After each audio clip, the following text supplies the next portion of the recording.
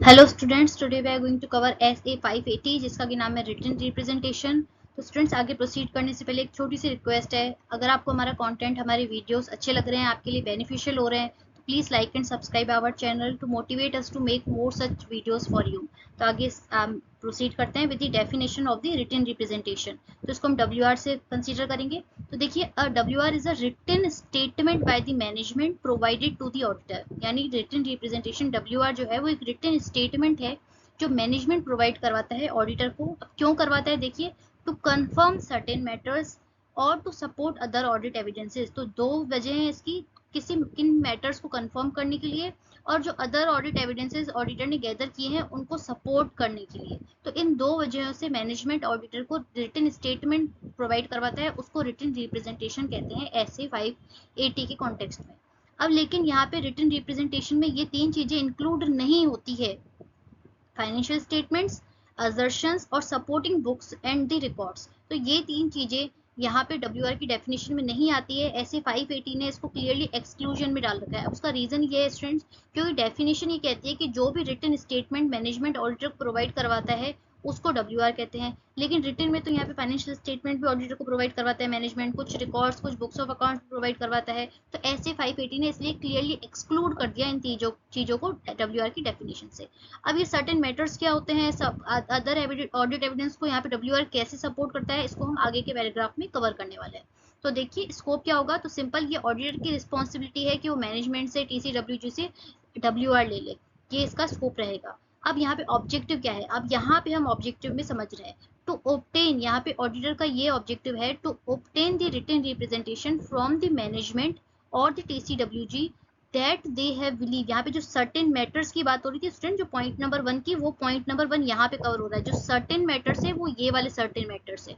क्या कि they have, that management have fulfilled their responsibility for the preparation of the financial statements and for the completeness of the information। यहाँ पे दो चीजों की बात हो रही है स्टूडेंट, कि मैनेजमेंट ने जो भी यहाँ पे विथ रिस्पेक्ट टू SA 210 में, ध्यान से समझिएगा, SA 210 में मैनेजमेंट ने जो भी अपनी रिस्पॉन्सिबिलिटी एक्नॉलेज की थी, जो भी एक्सेप्ट की थी, अंडरस्टैंड की थी, कि जो भी मैनेजमेंट की रिस्पॉन्सिबिलिटी है with respect to preparation of financial statements और जो भी इन्फॉर्मेशन मैनेजमेंट को प्रोवाइड, मैनेजमेंट ऑडिटर को प्रोवाइड करवाएगा, that must be complete information. यानी पूरी की पूरी इन्फॉर्मेशन वो ऑडिटर को प्रोवाइड करवाएगा, फुल एक्सेस टू यहाँ पे डॉक्यूमेंट्स, इन्फॉर्मेशन देगा और प्रॉपर्ली फाइनेंशियल स्टेटमेंट्स और इंटरनल कंट्रोल को मेंटेन करेगा। तो ये मैनेजमेंट की रिस्पॉन्सिबिलिटी जो मैनेजमेंट ने SA 210 में एक्नॉलेज और अंडरस्टैंड की थी, तो SA 580 यहाँ पे बोलता है कि ऑडिटर का ऑब्जेक्टिव रहेगा कि वो मैनेजमेंट से एक बार रिटन में ले ले कि उन्होंने वो सारी जो रिस्पॉन्सिबिलिटी SA 210 के हिसाब से एक्नॉलेज की थी, दे हैव फुलफिल्ड, उन्होंने फुलफिल कर ली है वो सारी रिस्पॉन्सिबिलिटी। तो पहला तो ऑब्जेक्टिव ये रहेगा ऑडिटर का। तो ये हो गए हमारे सर्टेन मैटर्स, इसके अंदर आ गए। दूसरा पॉइंट रहता है जो हमारा था, सपोर्ट अदर ऑडिट एविडेंसेस। तो ऑडिटर का ऑब्जेक्टिव रहेगा टू सपोर्ट, यानी वो मैनेजमेंट से WR ले ले ताकि वो सपोर्ट कर सके other audit evidences to the financial statements और स्पेसिफिक असर्शन। अब देखिए यहाँ पे केवल यहाँ तक बात कीजिए कि जो WR होता है वो अदर ऑडिट एविडेंसेस को कैसे सपोर्ट करता है। तो उसको एक एग्जांपल से समझिए। SA 501 के हिसाब से यहाँ पे लिटिगेशन और क्लेम के रिस्पेक्ट में ऑडिटर को अपने ऑडिट प्रोसीजर करने हैं कि जितने भी यहाँ पे एंटिटी की लिटिगेशन क्लेम चल रहे हैं, प्रॉपर्ली फाइनेंशियल स्टेटमेंट्स पे उसका डिस्क्लोजर या जो भी यहाँ पे उसका ट्रीटमेंट होना चाहिए था वो हो गया।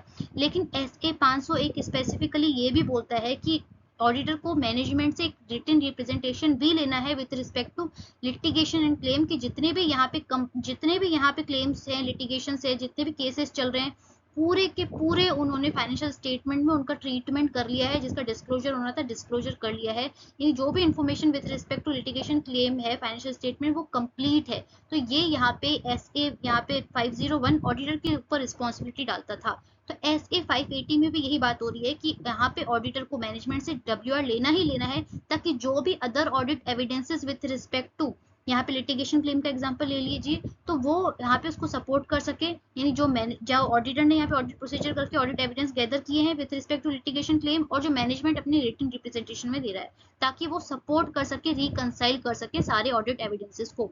दूसरा एग्जाम्पल आप ले सकते हो यहाँ पे SA 560 में, यानी जो सब्सिक्वेंट इवेंट में, तो जितने भी सब्सिक्वेंट इवेंट का जिनका एडजस्टमेंट और डिस्क्लोजर होना चाहिए था, क्या वो मैनेजमेंट ने प्रॉपरली कर लिया है, इसके रिस्पेक्ट में ऑडिटर को एक WR लेना ही लेना है मैनेजमेंट से।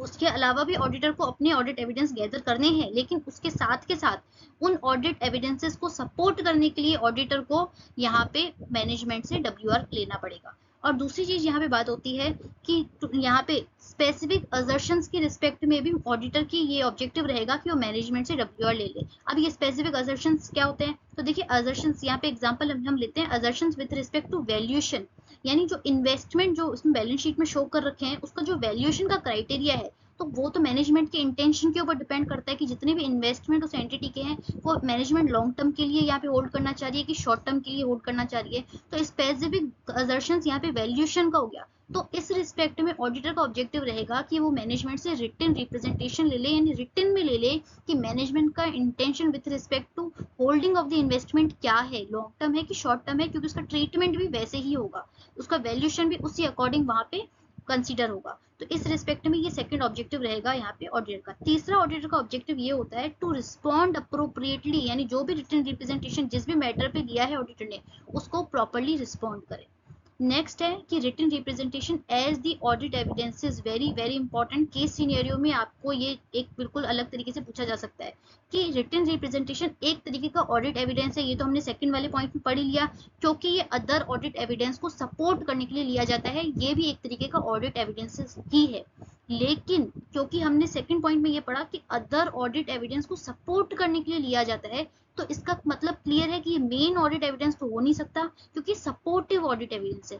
लेकिन यहाँ पे आपके लिए जो कीवर्ड है नेसेसरी ऑडिट एविडेंस, आपको जो कीवर्ड याद रखना है कि रिटन रिप्रेजेंटेशन ऑडिट एविडेंस तो है, लेकिन कौन सा, तो नेसेसरी ऑडिट एविडेंस है।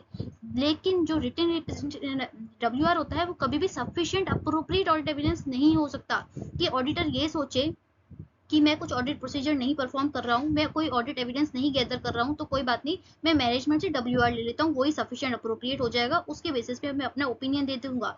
ऐसा नहीं होगा।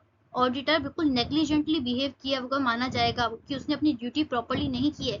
इसका रीजन ये है स्टूडेंट्स कि यहाँ पे SA 580 के हिसाब से जो WR होता है वो नेसेसरी होता है, बिल्कुल ऑडिटर को लेना है, लेकिन वो सफिशिएंट अप्रोप्रिएट ऑडिट एविडेंस नहीं होता कि उसके बेसिस पे ऑडिटर अपना ओपिनियन देते। उसके लिए तो ऑडिटर को और ऑडिट एविडेंसेस गैदर करने पड़ेंगे और फिर लास्ट में WR लेना पड़ेगा to support other audit evidences.